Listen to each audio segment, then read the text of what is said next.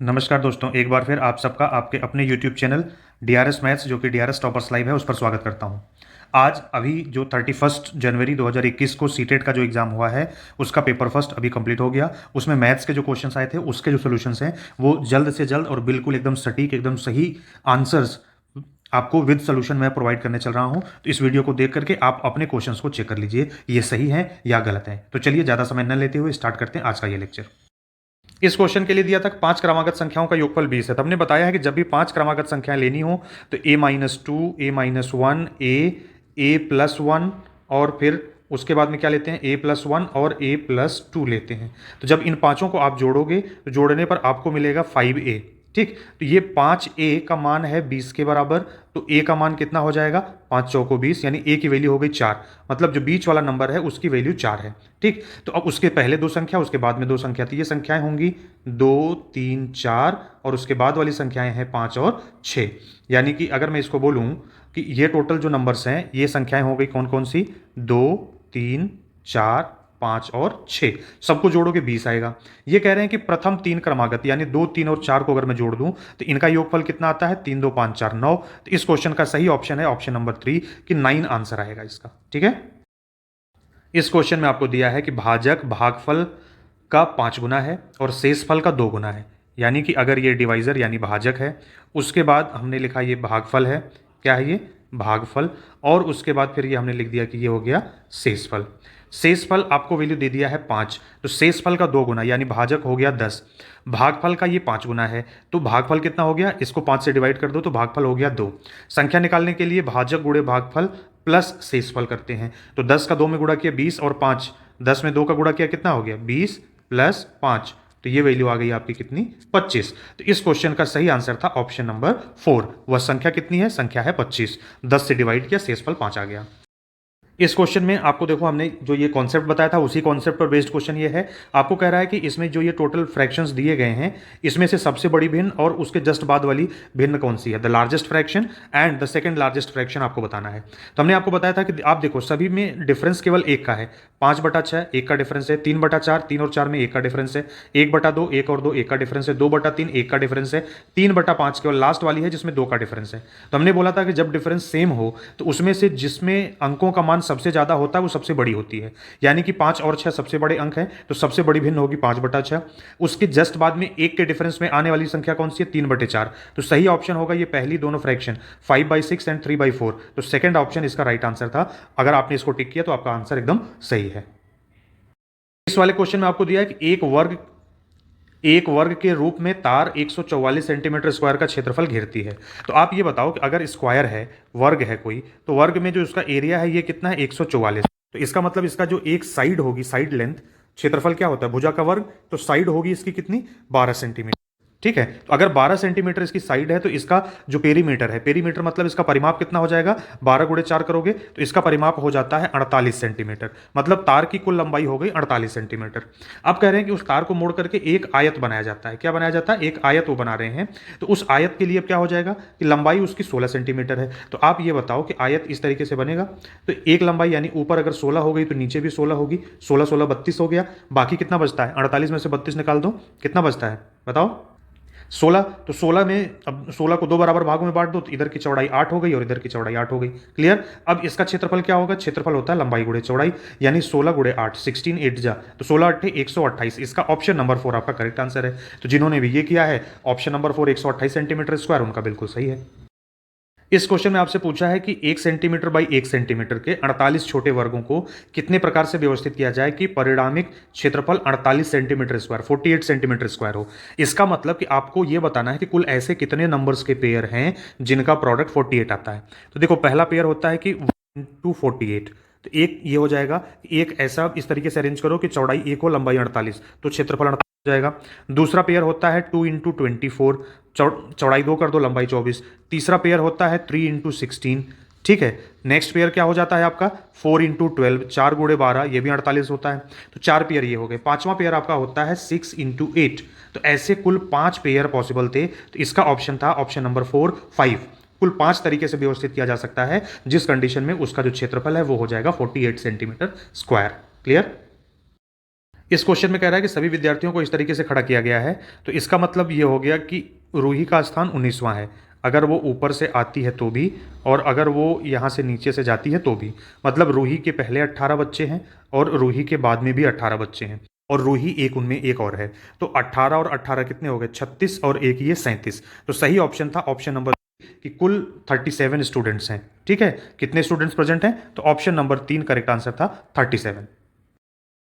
इस क्वेश्चन में आपको दिया कि भाई अस्मिता सुबह 8:30 बजे, कितने बजे पहुंचती है? 8:30 बजे से 15 मिनट पहले, यानी कि 8:15 पे पहुंचती है, और वह अपने सहकर्मी से आधा घंटा पहले, यानी उसकी जो सहकर्मी है वो पहुंचती है 8:45 पे। 15 में 30 जोड़ो, 8:45 पे पहुंचती है।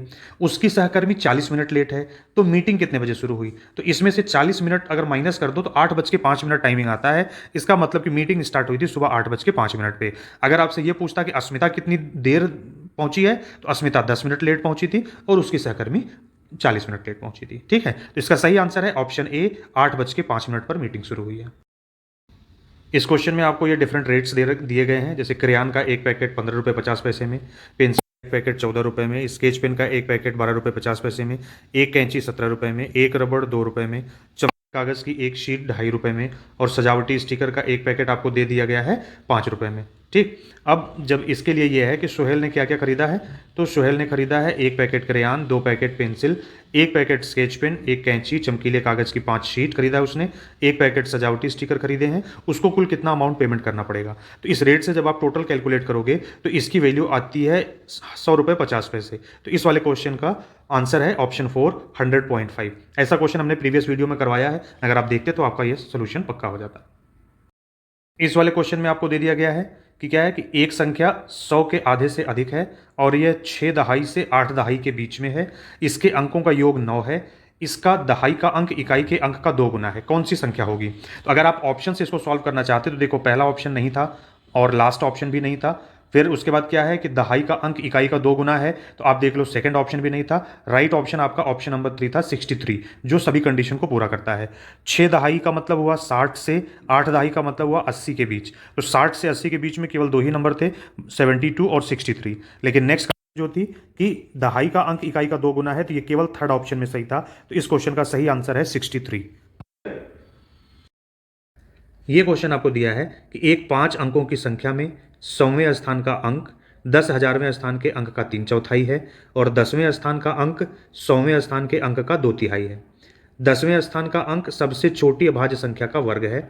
1000वें स्थान का अंक एक अंक वाली सबसे बड़ी अभाज्य संख्या है। यदि इकाई के स्थान का अंक सबसे बड़ी एक अंक वाली विषम संख्या है तो संख्या क्या होगी, आप बताओ। तो अगर मैं इनके सभी कंडीशंस को पूरा करूं तो आप ये देखो कि ये कह रहे हैं इकाई पर सबसे बड़ी विषम संख्या आएगी, तो सबसे बड़ी विषम संख्या होती है 9, ये इकाई के स्थान पे हो गई। दहाई के स्थान पर सबसे छोटी अभाज्य संख्या होती है 2, तो 2 का वर्ग दहाई के स्थान पर यानी 4 हो गया। फिर ये कह रहे हैं 1000 के स्थान पर सबसे बड़ी अभाज्य संख्या आएगी एक अंक वाली, तो एक अंक की सबसे बड़ी अभाज्य संख्या होती है 7। तो ये हो गया 1000 के स्थान पर, और ये हो गया। तो कोई भी ऐसी, अब यहाँ पर एक जगह खाली है, यहाँ पर एक जगह खाली है, ठीक, इन दोनों जगह का भी नहीं पता। तो ऐसी कोई भी संख्या जो 49 से खत्म हो रही हो और 1000 के स्थान पर 7 आ रहा हो, तो ऐसी केवल ये आपका ऑप्शन नंबर 2 है, जो 49 पे खत्म हो रहा है, 1000 पे 7 स्थान आ रहा है। तो ऑप्शन नंबर 2 आपका करेक्ट आंसर हो गया इसका। क्लियर?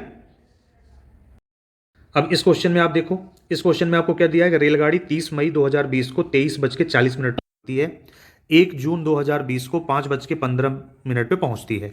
कुल कितना टाइम लिया? तो आप जानते हैं मई में हो गया 23 और 31 मई, फिर उसके बाद आ गया 1 जून। ठीक, तो 31 मई को तो पूरा का पूरा 24 घंटे इसने लिया, 1 जून को इसने लिया 5 घंटा 15 मिनट, तो 24 5 29 घंटे 15 मिनट ये हो गए।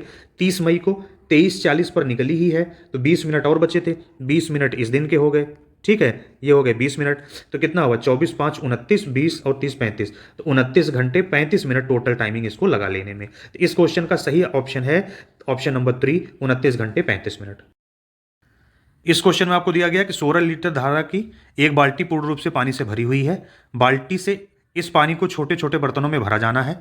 बाल्टी में भरे गए समस्त पानी का एक मग द्वारा 50 बार पूर्णतया भरकर छोटे बर्तन में स्थानांतरित किया जाता है। मग की धारिता क्या है? तो मग की धारिता निकालने के लिए देखो क्या है कि 16 लीटर की बाल्टी है, तो 16 लीटर को अगर मिलीलीटर में बदलना हो तो 1000 से गुणा करेंगे, तो ये आ जाएगा 16,000 मिलीलीटर कुल बाल्टी की धारिता थी। मग से 50 बार में इसको खाली किया गया तो इसको 50 से डिवाइड कर दो, 0 से 0 कट गया, 5 से काटेंगे तो ये वैल्यू आ जाएगी 5 तिहाई 15, 1 10 बचेगा, 5 दुनाई 10, 1 0 बचेगा, 320। तो इसका सही आंसर है 320 मिलीलीटर। मग में एक बार में कितना आ रहा था पानी? 320 मिलीलीटर आ रहा था। तो इस वाले क्वेश्चन का सही ऑप्शन है ऑप्शन नंबर 1। इस क्वेश्चन में आपसे कह रहा है कि ये 17,863 पाने के लिए 8,008, 8,088 और 8,808 में से के योग में से इन तीनों को जोड़ दें अगर, तो इसमें से क्या घटाएं कि ये संख्या मिल जाए। तो पहले इन तीनों को जोड़ो। जब आप इन तीनों को ऐड करोगे तो आपको मिल जाएगा 24,904। कितना मिल गया? 24,904। आपको चाहिए 17,863, तो 17,863 पाना है, तो उसके लिए इसको माइनस कर दो। जब आप इसको घटाओगे तो 4 में से 3 गया 1, यहाँ कुछ नहीं, यहाँ 1 आ गया 10, 10 में से 6 गया आ गया 4, 8 में से 8 गया 0, यहाँ बचेगा कितना आपके पास? 24, 24 में से 17 गया 7, तो 7,041 आपका आंसर है और ये आपका ऑप्शन नंबर 4 है। तो ऑप्शन नंबर 4 इस क्वेश्चन का करेक्ट आंसर है कि इन तीनों के योग में से अगर 7,041 में घटा दूं, कितना 7,041 घटा दूं तो हमको 17,083 आंसर में मिल जाएगा।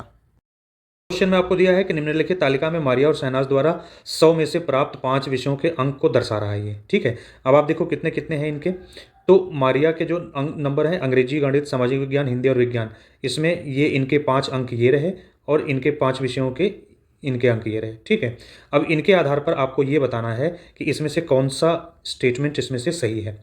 तो आप ये देखिए, कह रहे हैं कि मारिया और शहनाज के कुल प्राप्तांक समान है। मतलब ये कि अगर हम ये इन पांचों को जोड़ते हैं, ये जो पांचों मार्क्स हैं इनके, मारिया का टोटल करो, शहनाज का टोटल करो, तो ये बात तो सही है, पहला स्टेटमेंट बिल्कुल करेक्ट है कि दोनों के नंबर बिल्कुल बराबर आते हैं और वो आते हैं 390, ठीक है। लेकिन इन्होंने कहा है कि जो कथन सही है, सही कथन को बताना है, तो इसके अकॉर्डिंगली ये पहला ऑप्शन करेक्ट आंसर है इस क्वेश्चन का। फिर भी अगर आपको डाउट है तब बाकी को देख लो। ये सेकंड ऑप्शन दे रहे हैं कि भाषाओं को छोड़कर मारिया शहनाज से प्रत्येक विषय में अधिक अंक प्राप्त किए हैं, तो ये बिल्कुल गलत है, क्योंकि भाषाओं के अलावा भी इसने अधिक अंक प्राप्त किए हैं। ये देख लो आप किसमें, ये विज्ञान में भी इसने अधिक अंक प्राप्त किए हैं। और उसके बाद आगे चलो, थर्ड क्वेश्चन भी गलत है, केवल 2 विषय में अधिक अंक प्राप्त किए हैं, तो ये भी गलत है, 2 नहीं 3 विषय में अधिक अंक प्राप्त किए हैं। चौथा दिया है गणित और विज्ञान में शहनाज के कुल प्राप्तांक इन विषयों में मारिया के कुल प्राप्तांक से अधिक हैं, तो ये भी गलत है, क्योंकि मारिया के 178 हैं और शहनाज के 160 हैं, ठीक है। तो इन सबको ध्यान में रखते हुए इसमें से जो सही ऑप्शन है इस वाले क्वेश्चन का वो है ऑप्शन नंबर 1 कि मारिया और शहनाज के कुल प्राप्तांक समान है, यही इसका करेक्ट आंसर है। क्लियर? अब इस क्वेश्चन में आपको दे दिया गया है कि एक टैक्सी का मीटर पहले 2 किलोमीटर के लिए 50 रुपये भाड़ा लेता है, उसके बाद प्रति किलोमीटर के लिए 16 रुपये का एक्स्ट्रा भाड़ा लेता है। अगर मंजू अपने घर से रेलवे स्टेशन जाने के लिए 258 रुपये किराया देती है, तो उसके घर से रेलवे स्टेशन कितनी दूरी पर है? तो अब आप देखो इसमें क्या है, उसने कुल कितना किराया दिया है? 258 रुपये। इसमें से पहले आप 50 रुपये माइनस करो, क्योंकि ये 50 रुपये माइनस करने के बाद में आपको मिला 208 रुपये। ये 50 किलोमीटर उसने पहले 2 किलोमीटर के लिए दिए थे, ठीक। अब बाकी का जो ये 208 रुपये बचा है, ये 208 रुपये उसको उसने दिए हैं 16 रुपये पर किलोमीटर के रेट से। कितना किलोमीटर होगा? 16 से डिवाइड कर दो, 16 एक कम 16, यहाँ बचेगा 4 48, 16 तियां 48। इसका मतलब 13 किलोमीटर बाद में एक्स्ट्रा था, 2 किलोमीटर ये, 13 जोड़ करके कुल कितना हो गया? 15 किलोमीटर। तो इस क्वेश्चन का सही आंसर है ऑप्शन नंबर 4, उसके घर से स्टेशन की दूरी 15 किलोमीटर है। भाई सीटेट वालों को नागरकोइल से बहुत जो है कि लगाव है, हर साल ये क्वेश्चन आता ही आता है। एक लड़का नागरकोइल से मडगांव जाने के लिए 4 जून 2020 को किसी रेलगाड़ी पर सवार हुआ। रेलगाड़ी रात के 10:30 बजे 22:30 पर नागरकोइल से चली और 6 जून को सुबह 4:30 बजे मडगांव पहुंच जाती है। इस अंतराल में रेलगाड़ी कुल 1145 किलोमीटर की दूरी तय करती है। औसत चाल क्या थी ये आप बताओ। तो आप ये देखो, वो लड़का 4 जून को निकल के 6 जून को पहुंच रहा है, तो बीच में 5 जून भी आता है, तो 5 जून को 24 घंटे पूरे लिए उसने। उसके बाद में 6 जून को 4:30 बजे पहुंच रहा है, यानी इस दिन का 4.5 घंटा हो गया उसका। और उसके पहले इस दिन रात में 22:30 पे निकला है, यानी 10:30 बजे रात में निकला है, तो 4 जून को 1 घंटा 30 मिनट ये हो गए, तो 24 घंटा, 25 घंटा, 25 4 29 और आधा आधा मिला के एक और, तो टोटल 30 घंटे लगे उसको। कितना टाइम लगा? 30 आवर्स में उसने कितनी दूरी तय करी? 1145। तो अब जब आप क्या करोगे, औसत निकालने के लिए हमने बताया कुल दूरी, यानी 1145 को अगर आप 30 से डिवाइड करो, ठीक है, तो ये वैल्यू 38 पॉइंट, ये वैल्यू आती है 38.16 किलोमीटर पर आवर। मुझे लगता है यहाँ पे कुछ मिसप्रिंट हुआ है, क्योंकि अगर ये 1145 की जगह 1155 रहता, ठीक है, तो 1155 को 30 से डिवाइड करता तो ये वैल्यू एग्जैक्टली आती है 38.5 किलोमीटर पर आवर। फिलहाल अगर 45 है तब भी नियरेस्ट वैल्यू उसकी 38.5 किलोमीटर पर आवर है, तो लगभग 38.5 किलोमीटर पर आवर की स्पीड से उसने ये ट्रेवल किया हुआ है। क्लियर? वीडियो में इतना ही, फिर मिलते हैं अगले वीडियो में सेकंड पेपर के क्वेश्चंस के सॉल्यूशंस के साथ। जैसे ही पेपर खत्म होगा इमीडिएटली सबसे पहले सॉल्व करके आपके लिए लेकर के आएंगे। तब तक आप देखते रहिए videos bye DRS maths and DRS toppers live और अपने सभी दोस्तों को शेयर करिए जिससे वो भी इसका लाभ उठा सकें। बहुत बहुत धन्यवाद इस वीडियो को देखने के लिए।